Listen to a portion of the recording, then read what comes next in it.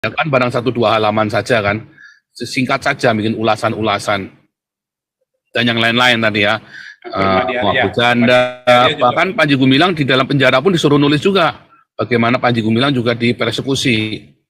Itu kan juga bentuk persekusi kepada rakyat Indonesia, Panji Gumilang itu. Mungkin ya, wah ini baru ada Islam yang malah dicincang begitu kan. Dan yang mencincang Mahfud MD yang ngaku-ngaku moderat lagi kan. Nah, kan ini menjadi satu paradoks ya kan, ya kan, ya Islam memang begitu. Panji Gumilangnya sendiri akhirnya saya kok yakin amat sangat yakin sekali pengikutnya Panji Gumilang yang puluhan ribu itu ya jadi agnostik minimum, bahkan mungkin sudah ada yang sudah jadi Kristen kali sekarang.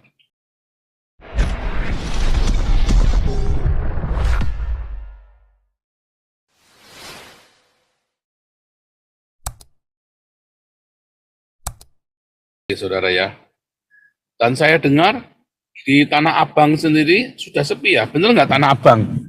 Coba kita cek ya, pasar Tanah Abang sepi.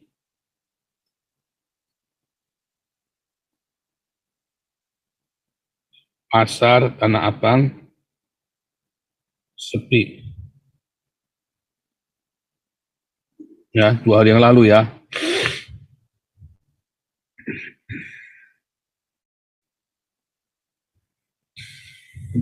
Senang saudara ya. Pedagang pasar Tanah Abang sepi, terbunuh TikTok Shop. Wah, serem ya saudara ya. Langit Jakarta cukup indah dibanding dengan biasanya, termasuk di atas pasar Tanah Abang. Wah, saya nggak suka kalau ada kebanyakan puisi-puisi gitu.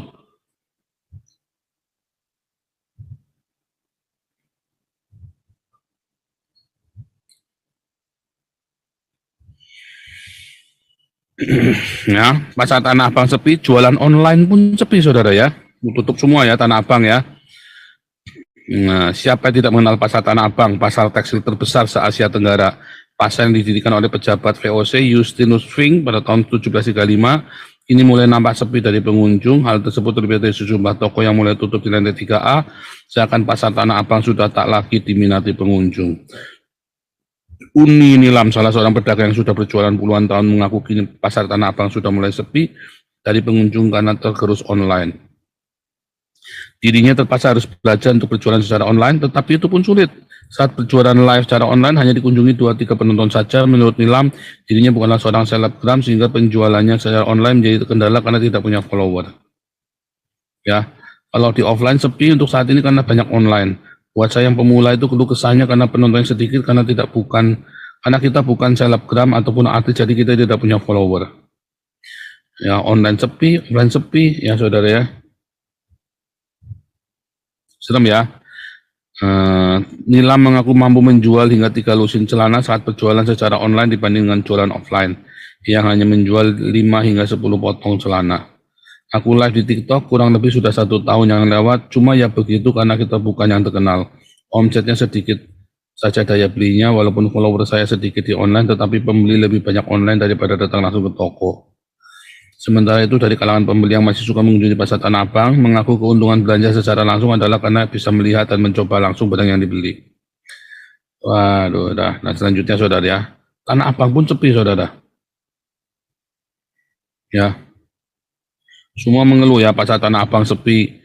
Ya, curhatan pasar Tanah Abang sepi, pasar sepi saudara.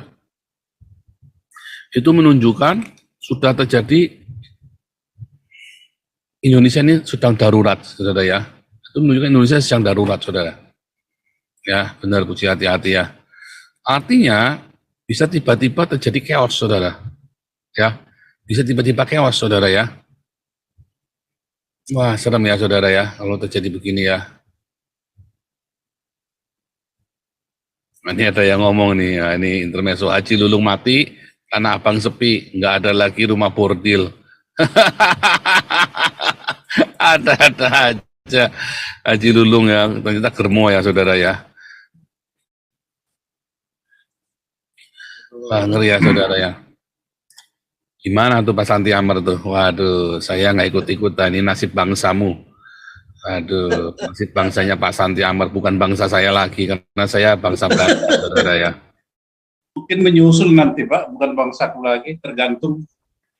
Kriminalitas meningkat, iya Bulis ya, ini kalis-lis ini. Bener ya, kriminalitas meningkat, bener ya saudara ya. Nah, Liso nih biar jadi kohos dulu ikut ngomong nih. Kita pengen dengar suaranya Kalis coba. Ini, Lisoy, bicara dong. Wah. Lady First. Ini si Napoleon Bonaparte Ya. udah nggak ikut bicara. Napoleon Bonaparte kemana ini Napoleon Bonaparte ya? Dia bergerak terus, ini reaksi cepat pukul teler. Itu yang ke Padang kemarin dibawain Padang, Pak Yarman dikirim dulu aja Pak Santi Amar. Kita Ya, kumpulin, jadi semua data-data persekusi dikumpulin, dicatat, direcord, foto semua. Nanti uang dana kemarin yang buat bikin bukuan Indonesia Khilafah dipakai untuk persekusi itu saja. Terus kita viralkan nanti ke seluruh dunia buku itu. Semua data persekusi di Indonesia itu saya yakin banyak yang ingin punya. Lalu kita bikin ulasan di situ. Saya nulis, Pak Santi Amar nulis, ya siapa boleh nulis yang bisa nulis ya. Terutama kita ajak tetap Pak Ade Armando, ya kan barang 1-2 halaman saja kan, singkat saja bikin ulasan-ulasan dan yang lain-lain tadi ya, Abu Janda, bahkan Panji Gumilang di dalam penjara pun disuruh nulis juga, bagaimana Panji Gumilang juga dipersekusi, itu kan juga bentuk persekusi kepada rakyat Indonesia, Panji Gumilang itu. Nah mungkin didatengin suruh ikut nulis atau suruh anak buahnya ikut nulis. Ya ini Ibu Lis dulu silakan. Lisoy mana nih? Ya, Shalom. Shalom. Ya. Kita mau bahas. Ya, Pak Paul. Ya, betul Pak Paul. Ini sekarang ini memang apa ya? Ekonomi makin anjlok, kriminalitas makin tinggi ya, pengangguran banyak, pengemis banyak sekali. Seperti di tempat saya, Pak ya. Itu banyak sekali sekarang itu apa manusia silver itu loh Pak. Padahal udah sempat waktu itu udah sempat ini ya habis. Ini muncul lagi banyak sekali manusia silver di jalanan itu kan pengemis yang itu Pak, yang apa sih yang melumuri badannya dengan cat. Itu kan catnya itu kan limbah cat, bukan cat yang murni cat ya, limbah-limbahnya yang dilumurin ke badannya. Dari anak kecil sampai ibu-ibu, bapak-bapak ya. Nah ini kan menunjukkan apa ya, semakin merosotnya ya kekuatan ekonomi kita. Jadi memang udah sangat parah lah Pak. Ini juga karena kemarau kan sudah lama ya, harga beras juga mahal sekali sekarang. Jadi ini parah, ini menurut saya parah ya Indonesia saat ini ya. Jadi kalau kita berpikir lagi untuk sesuai dengan survei itu tadi, sesuai dengan judul untuk berpikir khilafah, ya alamat hancur, makin hancur lah Indonesia. Tapi kalau survei itu pun saya sih percaya Pak dengan hasil itu ya. Karena kadang-kadang di masyarakat bawah ini ya, walaupun kita lihat ya teman-teman itu kelihatannya apa ya yang dari seberang ya, Islam moderat lah katakan ya, atau NU. Ya tapi kalau urusan kalau menyangkut dengan pilihan-pilihan seperti ini, ya nggak bisa dijamin mereka memilih ideologi Pancasila gitu. Sulit. Nah, di tempat saya itu NU, mayoritas NU, logonya gede-gede ya, pamfletnya gede-gede. Tapi ketika kemarin pemilu terakhir itu yang menang PKS loh Pak. Bayangkan saja. Tapi sangat bangga dengan NU-nya. Jadi nggak bisa dijamin. Ya kadang-kadang teman dekat kita yang kita pikir cukup, kita nggak bayangkan akan memilih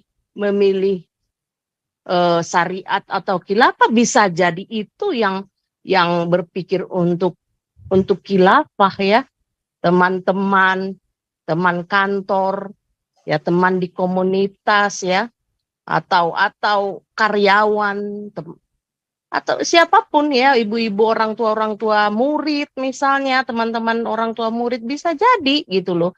Jadi udah nggak bisa dipercaya gitu kalau masih di sana, menurut saya Pak Paul. Tapi dari survei 64% itu tadi, saya yakin teman-teman yang kemarin hadir di Kopdar Hagios, ada sekitar kurang lebih 100 orang itu dari murtadin. Saya yakin dengan pasti bahwa mereka tidak ada di dalam 64% itu. Yaitu, jadi artinya apa? Ya sebenarnya kalau kita sudah bisa berikan kesadaran atau mereka keluar dari sana gitulah ya. Ya sudah bisa dipastikan tidak akan menginginkan ideologi khilafah. Nggak mungkin, Pak. Jadi ya jalan satu-satunya adalah buatlah seperti orang-orang yang di murtadin kemarin yang di Kopdar itu. Ya, ajak itu yang memungkinkan untuk kita selamat dari ideologi khilafah ini.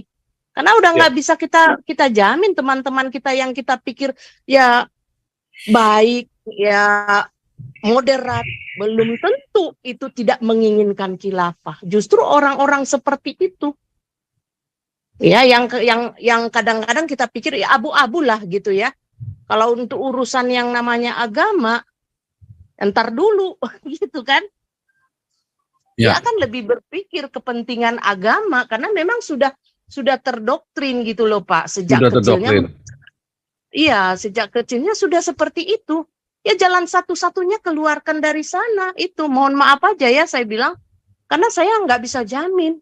Tapi kalau sudah keluar dari sana, saya kan Pak Paul tahu ya, kita dulu itu punya grup yang dimana ya sama Pak Abi dulu ya. Saya ikutin dulu ya. Iya, itu kan dulu wah itu sekali ya. Itu makanya ya itu sangat disayangkan sekali. Orang bisa berubah ya. Kalau kita mah tetap konsisten ya. Ya, betul. Tapi artinya gini loh Pak Paul, maksud saya kan masih berinteraksi dengan teman-teman itu ya yang ya bisa dikatakan hampir semua mayoritas ini ya dari murtadin ya sama keinginannya dengan di dalam berbangsa bernegara ya sama ya pola pikirnya dengan kita gitu. Nah, orang-orang begitu sudah bisa dikatakan aman. Ya tapi kalau teman-teman kita yang mau masih memegang doktrin ya dari sana ya bisa menjadi ancaman buat kita dan keluarga kita kan gitu. Sewaktu-waktu akan menjadi ancaman gitu loh Pak. Saya sih begitu, patokan saya kalau sudah ya kalau dikatakan saklaknya, kalau murtadin saya percaya gitu loh. Pasti menginginkan ideologi Pancasila. Kalau masih di sana, aduh maaf aja ya, saya nggak bisa lagi menilai orang yang udah saat ini saya nggak bisa lagi menilai orangnya moderat apa segala macam, tapi akan menginginkan ideologi dengan ideologi Pancasila, saya nggak bisa jamin lagi Pak. Itu aja. Itu menurut saya Pak Paul. Serem. Ya, Memang jadi ya yang nggak ada cara lain nanti pindahkan. Iya, menurut saya penginjilan mereka kita perkenalkan kebenaran, Pak. Kebenaran itu sesungguhnya yang membuat mereka akan tidak menginginkan khilafah. Ya, kembali ke penginjilan Nabi menurut saya. Yaitu jalan satu-satunya, Pak. Baru aman kita. Baru aman itu Pancasila. Kalau enggak Pak Paul, saya sih begitu sih ya pendapat saya. Atau ya negaranya bubar. Ya tapi untuk membubarkan ya kita punya apa gitu loh Pak. Ya nanti kalau jadi Islam bubar sendiri. Iya. Ya kan mereka yang menguasai Pak. Nanti ya, dengan sistem bubar. paksa itu. Kalau jadi negara Islam, mereka kan perang sendiri, terus pada bubar sendiri-sendiri itu. Ya, tapi kan kita dipaksa untuk ikutan aturan itu, Pak. Ya, Bayar 1-2 tahun kalian akan menderita. Waduh, nggak sanggup saya, Pak. Iya, wah 1 tahun itu lama loh. Penderitaan 1 tahun itu dalam cengkeraman itu tuh berasa 1 abad itu. Ini ya Pak Paul ya, pengalaman teman-teman kemarin yang Iran itu, yang kita demo Iran, itu kan Ya. kurang lebih 50 ya Pak Santiamer ya, 50 orang. Itu kalau boleh jujur ya, itu hampir semuanya sudah menyeberang sebenarnya Pak. Termasuk keluarga-keluarga mereka yang di sana. Udah Jadi Kristen mereka ya? itu ya nggak semua Kristen Pak. Jadi agnostik Pak. Sebagian memang sudah Kristen, tapi banyak ya intinya udah keluar gitu loh, udah nggak mau lagi di Islam. sana gitu loh Pak. Ya, jadi mereka cerita keluarga-keluarga mereka di sana juga begitu. Ya omnya, sepupunya, orang tuanya, saudara-saudara kandungnya sudah tidak mau. Kalaupun ada acara-acara misalnya acara-acara keagamaan, itu karena dipaksa. Kalau ada paksaan baru mereka melakukan, Pak. Ya. Pada dasarnya dari hati mereka sudah tidak mau. Menolak, Mereka percaya Tuhan. Ya, mereka percaya Tuhan, tapi tidak mau lagi dibungkus dalam satu agama. Percaya aja sama Tuhan gitu, Pak. Jadi benar apa yang diberitakan itu. Kita kan tahu dari mereka ya, keterangan dari mereka ya. Jadi ini bukan, ya faktanya begitulah gitu. Makanya saya ya hanya dengan begitulah ya keluar dari doktrin itu baru bisa selamat Pancasila. Ya. Itu. Ya, itu coba, Pak Paul. Ini ada nih Alexander Tija nih ya. Silakan saja kalau memang mau khilafah dengan sendirinya Indonesia bubar. Tadi ya yang saya bilang, ingat Indonesia berdiri atas dasar kesepakatan. Otomatis bubar nanti Indonesia dengan begitu ya, dengan mudah. Jadi dulu pernah ada yang bicara di Zoom kita, ya kita dorong saja Pak jadi khilafah biar bubar sekalian, terus kita bangun lagi. Iya, tetapi sekalian tahan nggak sakitnya selama 1-2 tahun waktu bubarnya itu kayak ISIS itu kan cuma sebentar itu kan, paling lama cuma 5 tahun waktu itu ya. Wah, tapi orang digorok, disembelih satu-satu itu. Keras sekali ya, bisa malam-malam hilang disembelih, diseret di lapangan, pakaiin baju oranye disembelih, saudara. Iya, aduh. Nah, masalahnya kalau itu adalah anak-anak istri atau suami, Anda ngelihat begitu, mungkin Anda jadi salah satu korbannya. Makanya saya teriak-teriak daripada Anda disembelih, daripada Anda mengalami, kenapa Anda nggak mau diakoni saja dengan rajin, dengan kencang penginjilan yang benar. Ya, kalau kan kita lihat ya, Islam yang kayak Panji Gumilang yang kita anggap ini orang yang luar biasa, mungkin yang inilah Islam yang benar mungkin ya. Wah, ini baru ada Islam yang benar, malah dicincang begitu ya kan. Dan yang mencincang Mahfud MD yang ngaku-ngaku moderat lagi kan. Nah, kan ini menjadi satu paradoks ya kan, ya kan, Islam memang begitu. Panji Gumilangnya sendiri akhirnya saya kok yakin sekali ya, amat sangat yakin sekali pengikutnya Panji Gumilang yang puluhan ribu itu ya jadi agnostik minimum, bahkan mungkin sudah jadi Kristen kali sekarang. Ada tuh Pak dari wali siswa yang kita tahu, Pak Santiamer tahu juga itu. Udah menyatakan keluar Pak. Ya kita baptis saja Pak Santiamer. Baptis saja. Dan mereka tetap, jadi kita kan tidak menggerejakan, kita malah mengkritik gereja. Ya karena gereja itu, kemarin Pak Daniel Alexander pesannya apa coba? Kalian tidak boleh punya gedung gereja ya. Kan? Jelas kan kepada Damar Kasih, kalian tidak boleh punya gedung gereja. Artinya kita tidak butuh gedung gereja. Kitalah gereja. Iya kan? Nah itu tadi kemarin yang Pak Jati yang Sampurasun kemarin. Ya kan? Akhirnya kembali ke agama leluhur. Agama leluhur itu sebetulnya sangat dekat dengan kekristenan. Yang mengajarkan cinta kasih, perdamaian, ya penghayatan. Kekristenan yang kita ajarkan adalah sebuah penghayatan tanpa bentuk organisasi, tanpa simbol ritual. Masing-masing kembali ke budayanya dengan menyematkan kasih Yesus di dalamnya. Kita ajarkan itu. Ngeri ya Pak? Gimana boleh sini? Wah, karena begini, dulu ya saya Fudin, Fadila Mulia, saudara dulu kita 3 yang dicari sama Mualaf Center ya, mau digorok katanya ya. Ya. Betul. Saifuddin, Fadila Mulia, Joseph Paulusang, jempol ini yang menjadi saksi, katanya si Hani Christian ya. Tapi yang ada LP kan cuma 2 orang, Pak Paul nggak ada LP-nya. Ada LP-nya. Oh, Bapak ada LP-nya Ada juga? LP-nya. Bukan dari Hani, kan si siapa itu? Haikal Hasan kan sudah ke rumah saya 2017, 2018. Oh, buat laporan, Pak. Kok kita nggak tahu ya? Sudah ke rumah saya, Haikal Hasan. Oh, Haikal Hasan sudah ke rumah saya. Nah, terus mulai viralnya itu 2021 awal itu viralnya. Kan Haikal Hasan bilang, saya sudah ke rumah Joseph Paulusang, orangnya sudah pergi ke Hong Kong. Dia bilang begitu kan, udah pergi. hanya persekusi kan bukan membuat laporan pengaduan, Pak. Nah, itu saya nggak tahu, sudah ada laporan, tapi Haikal Hasannya bilang sudah ke rumah saya, jadi sudah dikepung. Saya dikasih tahu sama tetangga saya itu, di telepon ya, waktu itu dikepung itu, kasih tahu, ini ada orang nyariin Pak Paul. Oh, persekusi berarti kalau yang 2 kan memang LP, Udah jadi Pak. LP, ya. Sama itu kan, yang satu lagi Pak Fadila kan. Istri saya waktu itu sudah, jadi kita sudah bersih, si Haikal Hasan masuk. Luar biasa ya bisa, tapi itu ya luar biasa sekali ya.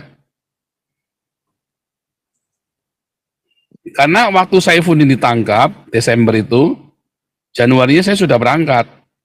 Nah, terus Haikal Hasan masuk bulan Maret kalau nggak salah ya, atau April itu ya. Saya lupa itu. Berarti Bapak belum kan itu setelah Pak Saifuddin ditangkap, itu tempat ibadah kita, kebaktian kita yang di Gondang dia, Pak. Itu kan di Tutup. Polis line, Pak. Ya, di polis line, saya tahu. Ya. Saya kan masih kontak dengan Junaidi Salat. Terakhir kan saya pamitan sama Junaidi Salat waktu itu mau berangkat itu. Saya pas dia, sebelum saya tahu dia ditangkap, saya ke sana mau ibadah, mau ikut kebaktian. Ya udah di polis lain semua, nggak bisa masuk, Pak, ke dalam, Pak. Ya. Disitulah baru saya tahu, saya telepon lah teman kita yang di antara satu grup, ya baru dia cerita. Mana nih? Ini kan saya waktu mau berangkat kan saya ini sama Pak Junaidi Salat ini. Sama Bu Eli, istri beliau kan. Mana Junaidi Salat ini? Oh, fellowship ini rencananya ada yang nggak bisa Desember, minta November, jadi 8 November saudara ya. Minta di 8 November. Jadi saudara yang mau ikut fellowship, coba 8 November, kalau ternyata nggak bisa, kita tetap tanggal 11. Kalau 11 Desember pasti jadi ya. Tapi kalau ini banyak yang minta November, karena Desember mereka ada vakansi lagi yang lain. Nah, ini saya lagi cari yang Junaidi Salat ya. Jadi waktu itu memang terus gegeran semua. Untung ada polisi yang baik ya, jadi saya bisa bawa donatur ke tempatnya Saifuddin tuh waktu itu malam itu tuh. Nah, sebelum saya berangkat itu ya, untung ditolong sama ada polisi yang baik lah yang tolong kita, orang Kristen ya saudara ya. Kasih uang aja nggak mau saudara ya. Kasih uang nggak mau beneran saudara, ini ya sama Pak Eli ya. Ya dengan. Iya betul. Wah masih langsing Pak di situ. Loh, saya masuk Eropa itu masih six pack itu saudara ya. Sekarang ya jadi buntelan. Gimana? Diberkati Tuhan, luar biasa. Ini sawerannya kenceng-kenceng ini Gandarwa nih. Terima kasih Gandarwa ya, saweran terus. Tapi lanjut. Memang Pak Paul, Pak Paul, tapi memang tempo hari yang pas penangkapan Pak Saifuddin nggak fair juga ya. Ruang kebaktiannya itu kan apa urusannya ya dengan tempat ibadah kita? Kenapa harus ditutup? Memang benar-benar yang lagi Fadila Mulia kan juga sama kan, lagi Fadila Mulia kan dia lagi menikah. Saya datang Pak di tempat pernikahannya itu. Ya, saya datang di situ. Saya dah hadir pernikahannya. Polisi banyak, tapi nggak diapa-apain dia Pak. Makanya tuh si Hani tuh sampai ini tuh. Ngejang ya. Iya, nggak diapa-apain dia. Tapi dikawal waktu pernikahannya itu banyak polisinya Pak. Mungkin dia punya ini kali ya, katanya ada saudaranya. Omnya Kapolres Senen. Iyalah. Omnya si Fadila Mulia, Kapolres Senen, AKBP kan. Iya, katanya sih, saya juga nggak tahu sih Pak. Memang itu om kandung itu dari ayahnya. Makanya bisa lolos, tapi dengan syarat Fadila Mulia nggak boleh bicara lagi tentang Islam, ya kan waktu itu kan. Aha. Makanya kan belakangan Oh, Fadila berarti, Mulia udah nggak ini lagi di tempat umum kalau berarti kita bicara lagi. Si Hani itu cabut laporan atau gimana Pak? Cabut Enggak, laporan? enggak, Oh enggak. enggak, jadi Ya sama seperti kalian gitu. ngelaporin Kai Nama itu di PTS-kan, Digantung terus. di BTS Oh kan. pantas dia uring-uringan saya lihat di Facebooknya itu. Waduh, memprovokasi ini massa gitu.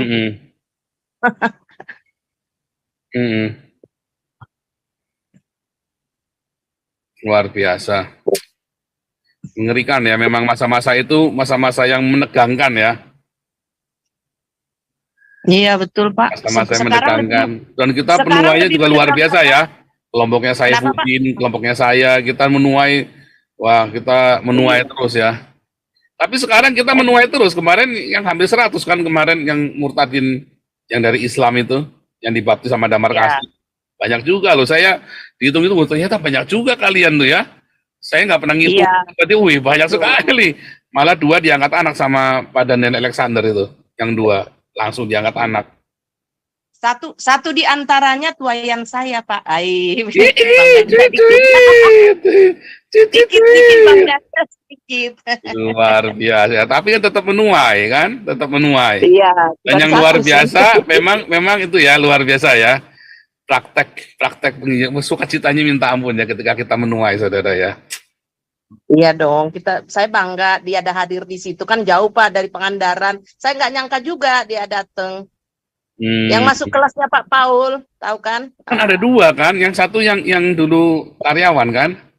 Iya, satu agak Karakter kurang ya? inilah, kurang apa sih namanya? Kurang rajin. Nggak apa-apa. Ya. Tapi nanti kita ada kelas pemuridan khusus, mungkin karena materinya terlalu tinggi, kita kan bikin kelas pemuridan khusus ini lagi di Bu Vivin, Pak David, Pak Alex, CS, ini ada 10 orang sedang merumuskan materinya nanti untuk 8 kali pertemuan. Materinya cukup ringan, enak, to the point, ya, nggak berat seperti kelas evangelis. Nah, itu nanti semua akan dimuridkan melalui kelas itu, 8 kali pertemuan yang sederhana sekali, ininya. Nanti 10 orang ini mengajar ya. Wah, Ibu Lis memang luar biasa ya dari dulu juga ya. Waduh, luar biasa. Senang ya bisa ikut menuai ya, Bu Lis ya. Iya Pak, betul. Puas, baru sekali-kalinya ini. Jadi 2 orang dong saya Pak. Yang dua. Saya aja ngitung 2 tuh kan. Cuman 2 doang. Wah, 2 kan lumayan, kan berbuah. Ya, amin lah, amin. Berbuah dong, tanda kelahiran baru ya kan. Berbuah saudara. Semua orang di komunitas kita itu berbuah saudara ya. Nggak cuma ngoceh-ngoceh doang, kita ada buahnya. Jadi jangan cuma ini liso-liso ini saudara, ini dari gereja Trinitas dan ini biang Trinitas saudara. Tapi nggak ribet tuh. Ini kan didikannya ini saudara, muridnya pendeta Mangapul Sagala di liso-liso ini saudara, di Perkantas. Tapi nggak ribet saudara, ya kan? Nggak ribet dari dulu juga berbuah saudara. Jadi kan bukan cerita yang salah, tapi ini kan oknum-oknum bejat ini yang tukang membidahkan ini, yang nggak mau berbuah, cuma rakus donasi doang. Nah, begitu saudara ya. Nah, ini mana nih? Ini tumben ini